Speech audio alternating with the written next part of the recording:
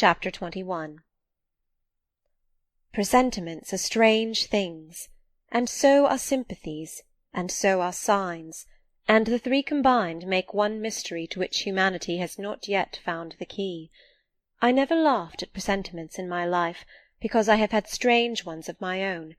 Sympathies, I believe, exist, for instance, between far-distant, long-absent, wholly estranged relatives, asserting, notwithstanding their alienation, the unity of the source to which each traces his origin, whose workings baffle mortal comprehension.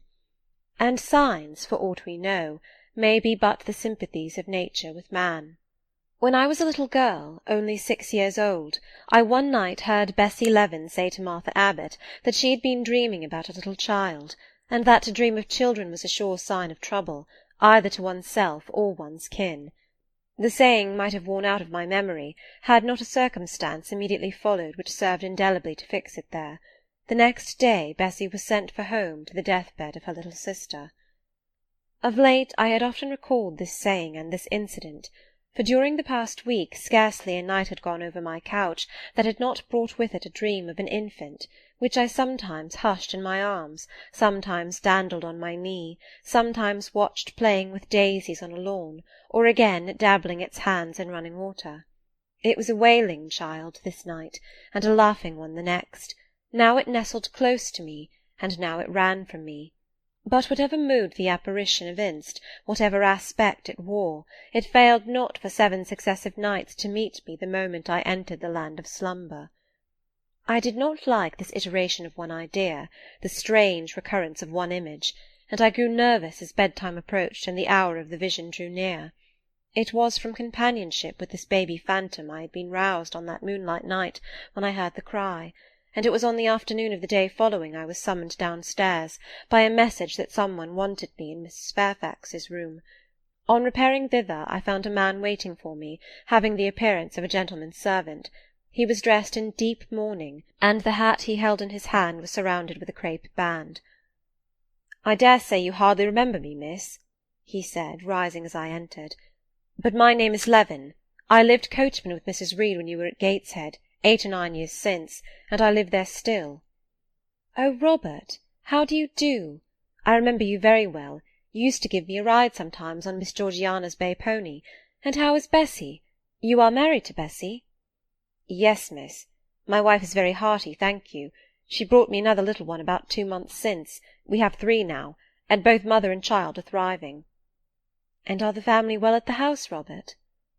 "I am sorry I can't give you better news of them, miss. They are very badly at present, in great trouble."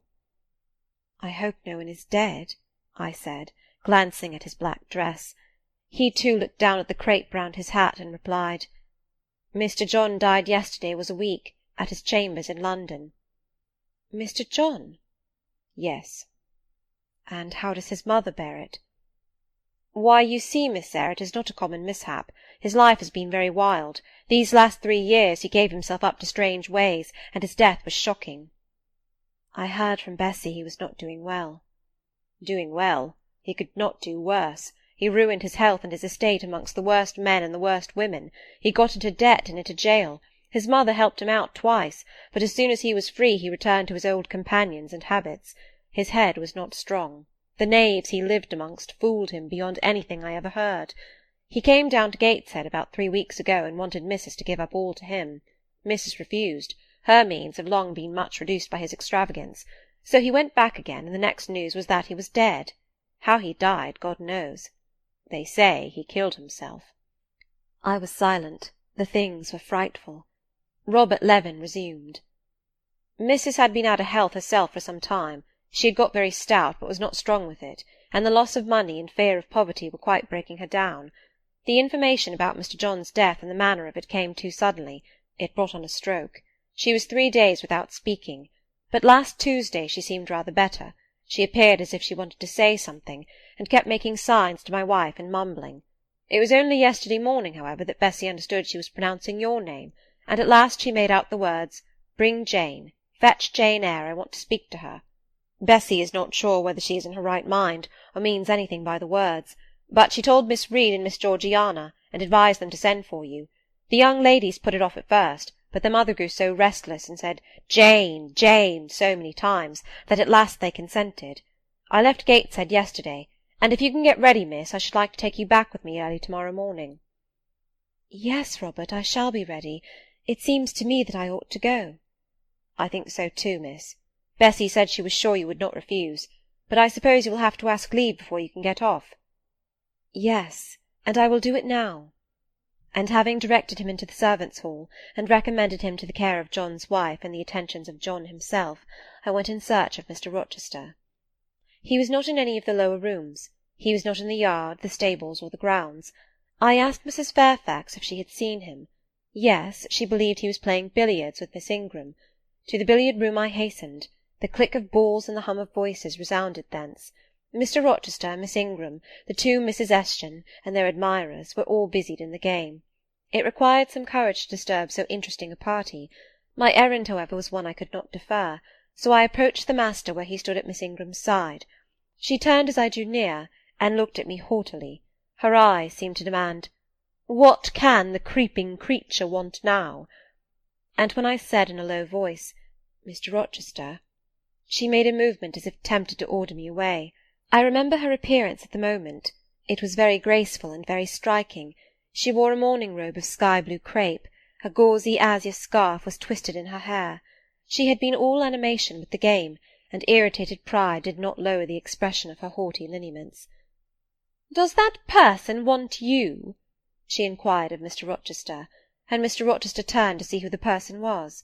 He made a curious grimace, one of his strange and equivocal demonstrations, threw down his cue, and followed me from the room. "Well, Jane," he said, as he rested his back against the schoolroom door, which he had shut. "If you please, sir, I want leave of absence for a week or two." "What to do? Where to go?" "To see a sick lady who has sent for me." "What sick lady? Where does she live?" "At Gateshead, in Blankshire." "Blankshire? That is 100 miles off. Who may she be that she sends for people to see her at that distance?"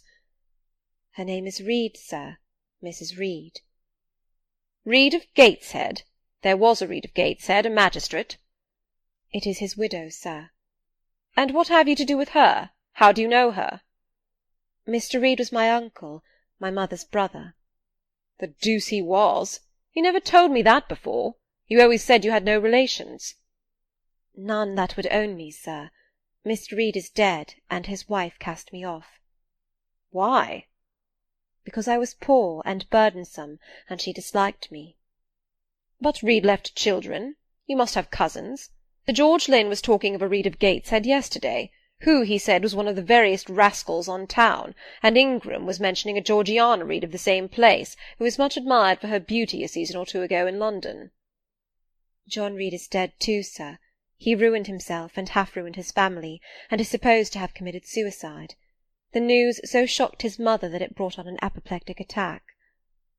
"And what good can you do her? Nonsense, Jane. I would never think of running 100 miles to see an old lady, who will, perhaps, be dead before you reach her.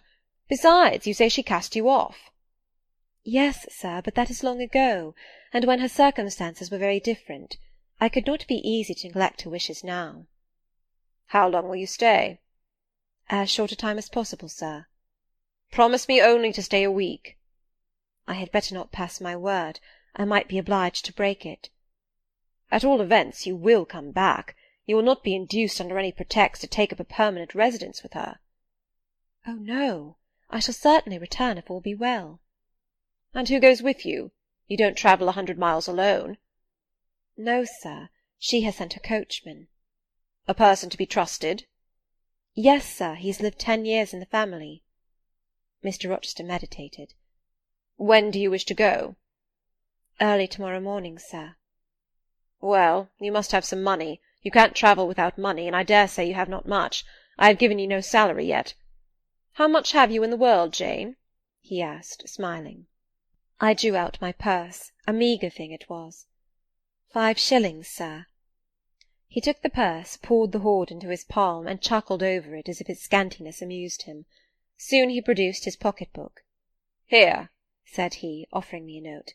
It was £50, and he owed me but 15. I told him I had no change. "I don't want change, you know that. Take your wages." I declined accepting more than was my due. He scowled at first, then, as if recollecting something, he said, "Right, right, better not give you all now. You would, perhaps, stay away 3 months if you had £50. There are 10. Is it not plenty?" "Yes, sir, but now you owe me 5. "Come back for it, then. I am your banker for £40. "Mr. Rochester, I may as well mention another matter of business to you while I have the opportunity." "Matter of business? I am curious to hear it." "You have as good as informed me, sir, that you are going shortly to be married." "Yes. What then?" "In that case, sir, Adele ought to go to school. I am sure you'll perceive the necessity of it." "To get her out of my bride's way, who might otherwise walk over her rather too emphatically. There's sense in the suggestion, not a doubt of it. Adele, as you say, must go to school, and you, of course, must march straight to the devil?" "I hope not, sir, but I must seek another situation somewhere." "In course," he exclaimed, with a twang of voice and a distortion of features equally fantastic and ludicrous. He looked at me some minutes. "And old Madam Reid, or the Misses, her daughters, will be solicited by you to seek a place, I suppose?" "No, sir. I am not on such terms with my relatives as would justify me in asking favours of them, but I shall advertise." "You shall walk up the pyramids of Egypt," he growled. "At your peril you advertise. I wish I had only offered you a sovereign instead of £10. Give me back £9, Jane. I've a use for it." "And so have I, sir," I returned, putting my hands and my purse behind me. I could not spare the money on any account. "Little niggard," said he, "refusing me a pecuniary request. Give me £5, Jane." "Not 5 shillings, sir, nor 5 pence." "Just let me look at the cash." "No, sir, you are not to be trusted." "Jane." "Sir." "Promise me one thing." "I'll promise you anything, sir, that I think I am likely to perform." "Not to advertise, and to trust this quest of a situation to me. I'll find you one in time." "I shall be glad to do so, sir, if you in your turn will promise that I and Adele shall be both safe out of the house before your bride enters it." Very well, I'll pledge my word on it. You go to-morrow, then?" "Yes, sir, early." "Shall you come down to the drawing-room after dinner?" "No, sir, I must prepare for the journey." "Then you and I must bid good-bye for a little while." "I suppose so, sir." "And how do people perform that ceremony of parting, Jane? Teach me. I'm not quite up to it." "They say farewell, or any other form they prefer." "Then say it." "Farewell, Mr. Rochester, for the present." "What must I say?" "The same, if you like, sir." "Farewell, Miss Eyre, for the present. Is that all?" "Yes." "It seems stingy to my notions, and dry and unfriendly. I should like something else, a little addition to the rite. If one shook hands, for instance. But no, that would not content me either. So you'll do no more than say farewell, Jane?" "It is enough, sir. As much goodwill may be conveyed in one hearty word as in many." "Very likely. But it is blank and cool, farewell." "How long is he going to stand with his back against that door?" I asked myself. "I want to commence my packing." The dinner-bell rang, and suddenly away he bolted, without another syllable. I saw him no more during the day, and was off before he had risen in the morning. I reached the lodge at Gateshead about 5 o'clock in the afternoon of the 1st of May. I stepped in there before going up to the hall. It was very clean and neat. The ornamental windows were hung with little white curtains, the floor was spotless, the grate and fire-irons were burnished bright, and the fire burnt clear. Bessie sat on the hearth, nursing her last-born, and Robert and his sister played quietly in a corner. "Bless you! I knew you would come!" exclaimed Mrs. Levin as I entered. "Yes, Bessie," said I, after I had kissed her, "and I trust I am not too late. How is Mrs. Reid? Alive still, I hope?" "Yes, she is alive, and more sensible and collected than she was. The doctor says she may linger a week or 2 yet, but he hardly thinks she will finally recover." "Has she mentioned me lately?" She was talking of you only this morning, and wishing you would come, but she is sleeping now, or was 10 minutes ago when I was up at the house. She generally lies in a kind of lethargy all the afternoon, and wakes up about 6 or 7. Will you rest yourself here an hour, miss, and then I will go up with you?" Robert here entered, and Bessy laid her sleeping child in the cradle, and went to welcome him. Afterwards she insisted on my taking off my bonnet and having some tea, for she said I looked pale and tired. I was glad to accept her hospitality, and I submitted to be relieved of my travelling garb just as passively as I used to let her undress me when a child. Old times crowded fast back on me as I watched her bustling about, setting out the tea-tray with her best china, cutting bread and butter, toasting a tea-cake, and between whiles giving little Robert or Jane an occasional tap or push, just as she used to give me in former days. Bessy had retained her quick temper as well as her light foot and good looks. Tea ready, I was going to approach the table, but she desired me to sit still, quite in her old peremptory tones. I must be served at the fireside, she said, and she placed before me a little round stand with my cup and a plate of toast, absolutely as she used to accommodate me with some privately purloined dainty on a nursery chair, and I smiled and obeyed her as in bygone days. She wanted to know if I was happy at Thornfield Hall, and what sort of a person the mistress was, and when I told her there was only a master, whether he was a nice gentleman, and if I liked him. I told her he was rather an ugly man, but quite a gentleman, and that he treated me kindly, and I was content. Then I went on to describe to her the gay company that had lately been staying at the house, and to these details Bessy listened with interest. They were precisely of the kind she relished. In such conversation an hour was soon gone.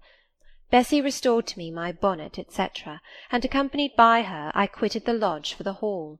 It was also accompanied by her that I had, nearly 9 years ago, walked down the path I was now ascending. On a dark, misty, raw morning in January, I had left a hostile roof with a desperate and embittered heart, a sense of outlawry and almost of reprobation, to seek the chilly harbourage of Lowood, that bourne so far away and unexplored. The same hostile roof now again rose before me. My prospects were doubtful yet, and I had yet an aching heart. I still felt as a wanderer on the face of the earth, but I experienced firmer trust in myself and my own powers, and less withering dread of oppression. The gaping wound of my wrongs, too, was now quite healed, and the flame of resentment extinguished. "You shall go into the breakfast-room first," said Bessy, as she preceded me through the hall. "The young ladies will be there." In another moment I was within that apartment. There was every article of furniture looking just as it did on the morning I was first introduced to Mr. Brocklehurst. The very rug he had stood upon still covered the hearth. Glancing at the bookcases, I thought I could distinguish the 2 volumes of Bewick's British Birds occupying their old place on the 3rd shelf, and Gulliver's Travels and the Arabian Nights ranged just above. The inanimate objects were not changed, but the living things had altered past recognition. 2 young ladies appeared before me, one very tall, almost as tall as Miss Ingram, very thin too, with a sallow face and severe mien. There was something ascetic in her look, which was augmented by the extreme plainness of a straight-skirted, black stuff dress, a starched linen collar, hair combed away from the temples, and the nun-like ornament of a string of ebony beads and a crucifix. This, I felt sure, was Eliza, though I could trace little resemblance to her former self in that elongated and colourless visage.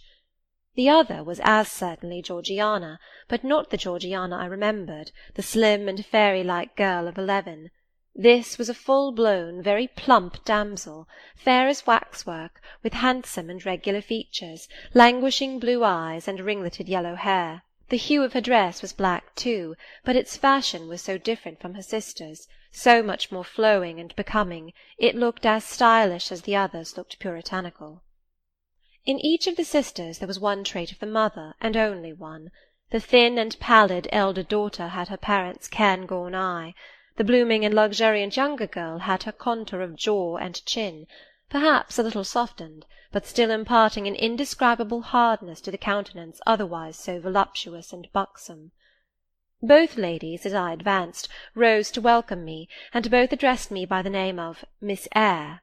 Eliza's greeting was delivered in a short, abrupt voice, without a smile, and then she sat down again, fixed her eyes on the fire, and seemed to forget me.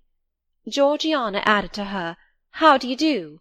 several commonplaces about my journey, the weather, and so on, uttered in rather a drawling tone, and accompanied by sundry side glances that measured me from head to foot, now traversing the folds of my drab merino pelisse, and now lingering on the plain trimming of my cottage bonnet. Young ladies have a remarkable way of letting you know that they think you a quiz, without actually saying the words. A certain superciliousness of look, coolness of manner, nonchalance of tone, express fully their sentiments on the point, without committing them by any positive rudeness in word or deed. A sneer, however, whether covert or open, had now no longer that power over me it once possessed.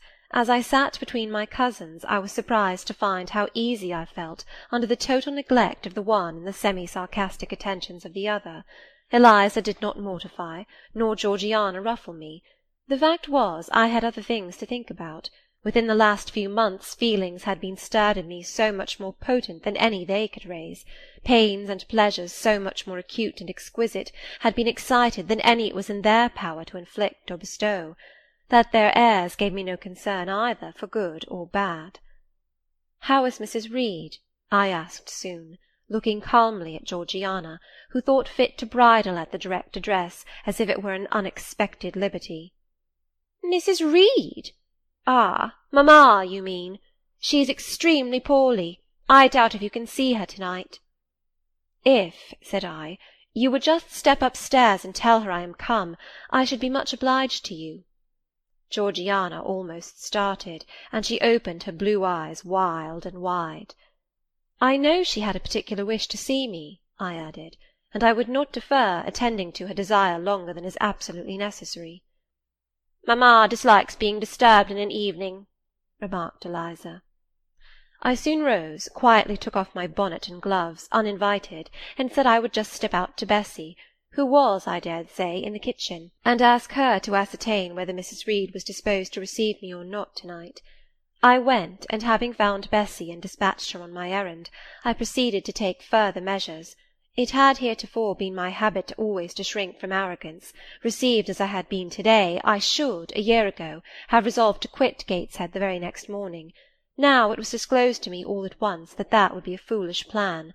I had taken a journey of 100 miles to see my aunt, and I must stay with her till she was better, or dead. As to her daughter's pride or folly, I must put it on one side, make myself independent of it.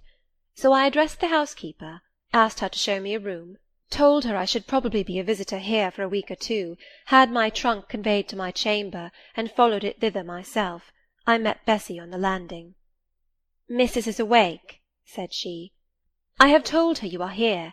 Come and let us see if she will know you." I did not need to be guided to the well-known room, to which I had so often been summoned for chastisement or reprimand in former days. I hastened before Bessy. I softly opened the door. A shaded light stood on the table, for it was now getting dark. There was the great four-post bed with amber hangings as of old. There the toilet-table, the arm-chair and the footstool, at which I had 100 times been sentenced to kneel, to ask pardon for offences by me uncommitted. I looked into a certain corner near, half expecting to see the slim outline of a once-dreaded switch which used to lurk there, waiting to leap out imp-like and lace my quivering palm or shrinking neck. I approached the bed. I opened the curtains, and leant over the high-piled pillows. Well did I remember Mrs. Reid's face, and I eagerly sought the familiar image. It is a happy thing that time quells the longings of vengeance and hushes the promptings of rage and aversion. I had left this woman in bitterness and hate, and I came back to her now with no other emotion than a sort of ruth for her great sufferings, and a strong yearning to forget and forgive all injuries, to be reconciled and clasp hands in amity. The well-known face was there, stern, relentless as ever. There was that peculiar eye which nothing could melt, and the somewhat raised, imperious, despotic eyebrow. How often had it lowered on me menace and hate, and how the recollection of childhood's terrors and sorrows revived as I traced its harsh line now. And yet I stooped down and kissed her. She looked at me. "Is this Jane Eyre?" she said. "Yes, Aunt Reed." How are you, dear aunt?" I had once vowed that I would never call her aunt again. I thought it no sin to forget and break that vow now. My fingers had fastened on her hand which lay outside the sheet. Had she pressed mine kindly, I should at that moment have experienced true pleasure.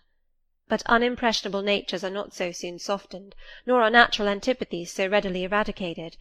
Mrs. Reid took her hand away, and turning her face rather from me, she remarked that the night was warm. Again she regarded me so icily, I felt at once that her opinion of me, her feeling towards me, was unchanged and unchangeable. I knew by her stony eye, opaque to tenderness, indissoluble to tears, that she was resolved to consider me bad to the last, because to believe me good would give her no generous pleasure, only a sense of mortification. I felt pain, and then I felt ire, and then I felt a determination to subdue her, to be her mistress in spite both of her nature and her will. My tears had risen just as in childhood. I ordered them back to their source. I brought a chair to the bed-head. I sat down and leaned over the pillow. "You sent for me," I said, "and I am here, and it is my intention to stay till I see how you get on." "Oh, of course. You have seen my daughters?" "Yes." "Well, you may tell them I wish you to stay till I can talk some things over with you I have on my mind. To-night it is too late, and I have a difficulty in recalling them. But there was something I wished to say. Let me see." The wandering look and changed utterance told me what wreck had taken place in her once vigorous frame. Turning restlessly, she drew the bedclothes round her. My elbow, resting on a corner of the quilt, fixed it down. She was at once irritated. "Sit up," said she. "Don't annoy me with holding the clothes fast. Are you Jane Eyre?"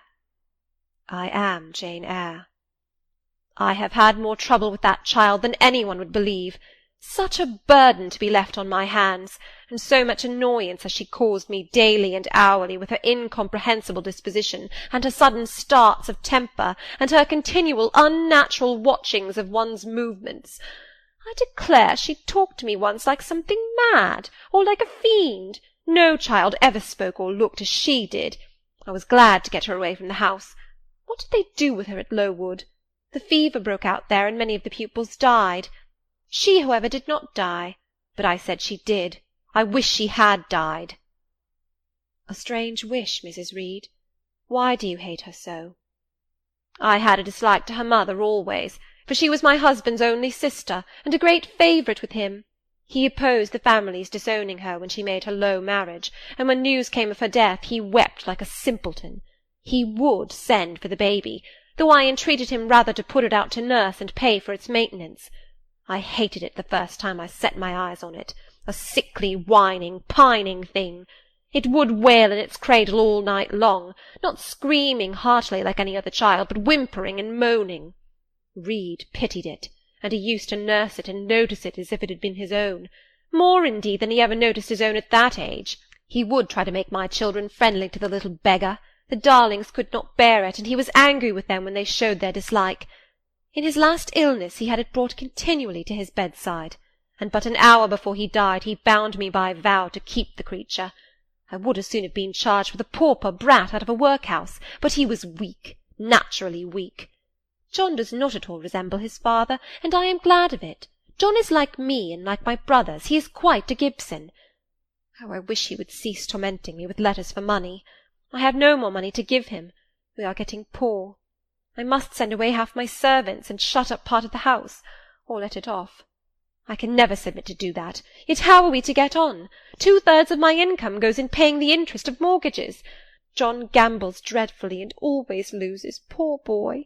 He is beset by sharpers. John is sunk and degraded. His look is frightful. I feel ashamed for him when I see him." She was getting much excited. "I think I had better leave her now," said I to Bessie, who stood on the other side of the bed. "Perhaps you had, miss, but she often talks in this way towards night. In the morning she is calmer." I rose. "Stop!" exclaimed Mrs. Reid. "There is another thing I wish to say.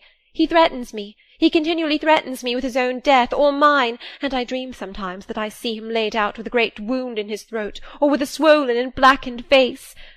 I am come to a strange pass. I have heavy troubles. What is to be done? How is the money to be had?" Bessy now endeavoured to persuade her to take a sedative draught. She succeeded with difficulty. Soon after, Mrs Reid grew more composed, and sank into a dozing state. I then left her. More than 10 days elapsed before I had again any conversation with her. She continued either delirious or lethargic, and the doctor forbade everything which could painfully excite her. Meantime I got on as well as I could with Georgiana and Eliza. They were very cold indeed at first. Eliza would sit half the day sewing, reading, or writing, and scarcely utter a word either to me or her sister. Georgiana would chatter nonsense to her canary-bird by the hour, and take no notice of me.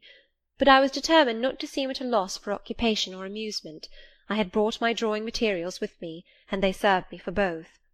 Provided with a case of pencils and some sheets of paper, I used to take a seat apart from them, near the window, and busy myself in sketching fancy vignettes, representing any scene that happened momentarily to shape itself in the ever-shifting kaleidoscope of imagination. A glimpse of sea between 2 rocks, the rising moon, and a ship crossing its disk, a group of reeds and water-flags, and a naiad's head, crowned with lotus-flowers rising out of them, an elf sitting in a hedge-sparrow's nest, under a wreath of hawthorn bloom. One morning I fell to sketching a face. What sort of a face it was to be I did not care or know. I took a soft black pencil, gave it a broad point, and worked away. Soon I had traced on the paper a broad and prominent forehead, and a square lower outline of visage. That contour gave me pleasure. My fingers proceeded actively to fill it with features. Strongly marked horizontal eyebrows must be traced under that brow. Then followed naturally a well-defined nose, with a straight ridge and full nostrils, then a flexible-looking mouth, by no means narrow, then a firm chin, with a decided cleft down the middle of it. Of course some black whiskers were wanted, and some jetty hair tufted on the temples and waved above the forehead. Now for the eyes. I had left them to the last because they required the most careful working. I drew them large, I shaped them well. The eyelashes I traced long and sombre, the irids lustrous and large. Good, but not quite the thing, I thought, as I surveyed the effect. They want more force and spirit. And I wrought the shades blacker, that the lights might flash more brilliantly. A happy touch or two secured success. There, I had a friend's face under my gaze, and what did it signify that those young ladies turned their backs on me? I looked at it. I smiled at the speaking likeness. I was absorbed and content. "Is that a portrait of someone you know?" asked Eliza, who had approached me unnoticed. I responded that it was merely a fancy head, and hurried it beneath the other sheets. Of course I lied. It was, in fact, a very faithful representation of Mr. Rochester. But what was that to her, or to anyone but myself?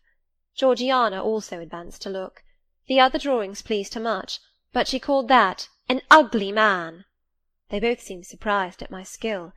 I offered to sketch their portraits, and each in turn sat for a pencil outline. Then Georgiana produced her album. I promised to contribute a water-colour drawing. This put her at once into good humour. She proposed a walk in the grounds. Before we had been out 2 hours, we were deep in a confidential conversation. She had favoured me with a description of the brilliant winter she had spent in London 2 seasons ago, of the admiration she had there excited, the attention she had received, and I even got hints of the titled conquests she had made. In the course of the afternoon and evening these hints were enlarged on, various soft conversations were reported, and sentimental scenes represented, and in short a volume of a novel of fashionable life was that day improvised by her for my benefit. The communications were renewed from day to day. They always ran on the same theme, herself, her loves, and woes.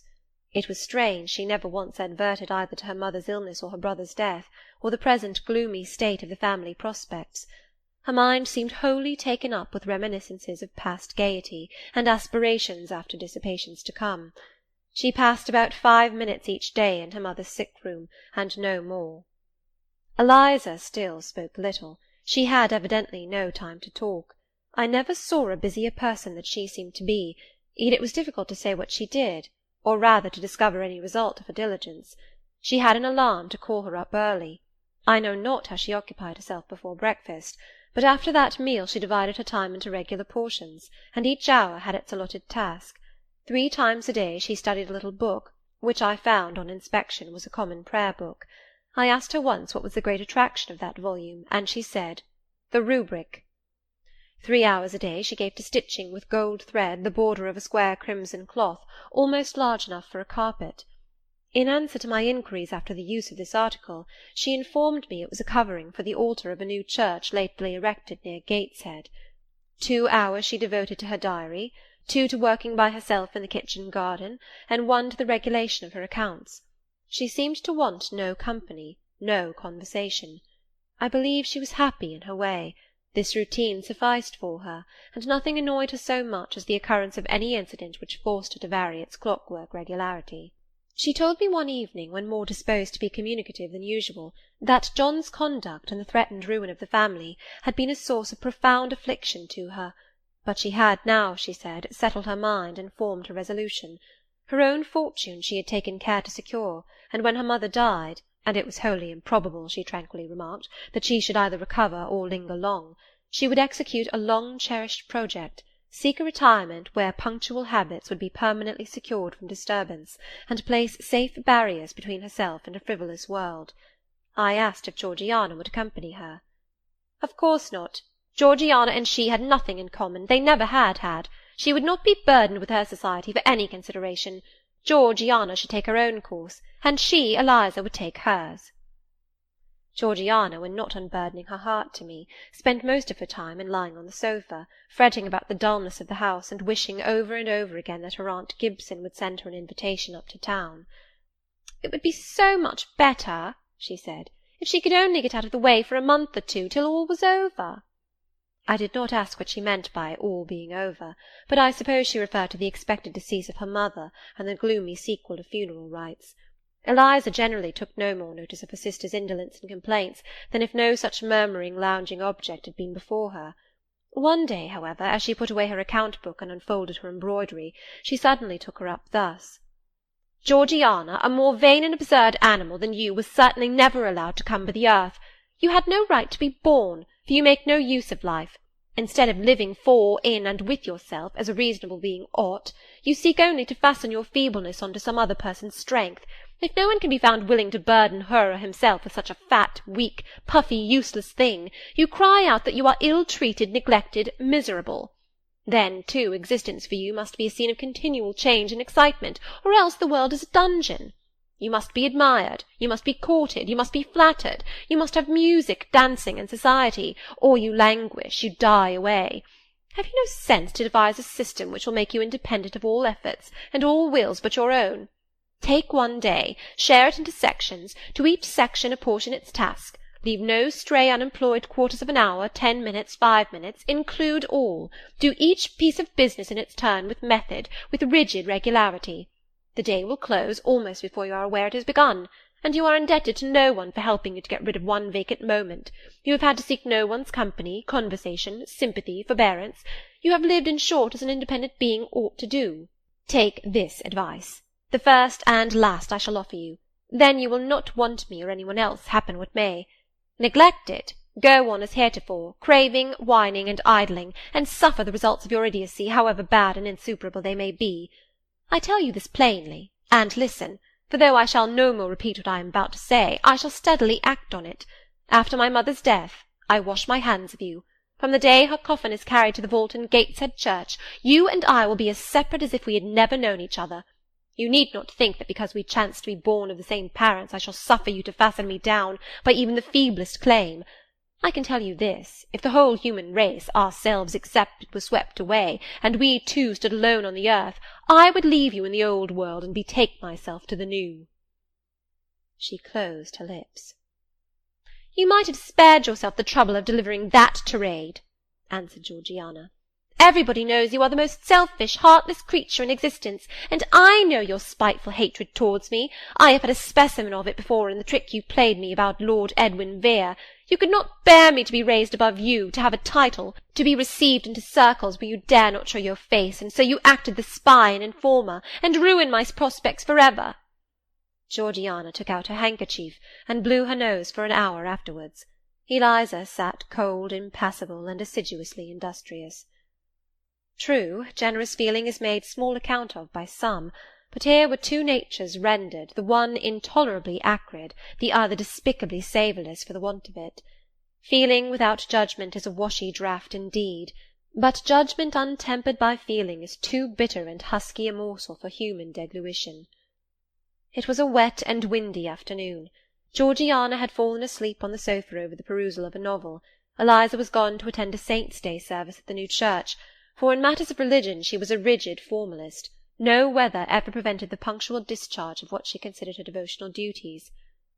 Fair or foul, she went to church thrice every Sunday, and as often on week-days as there were prayers.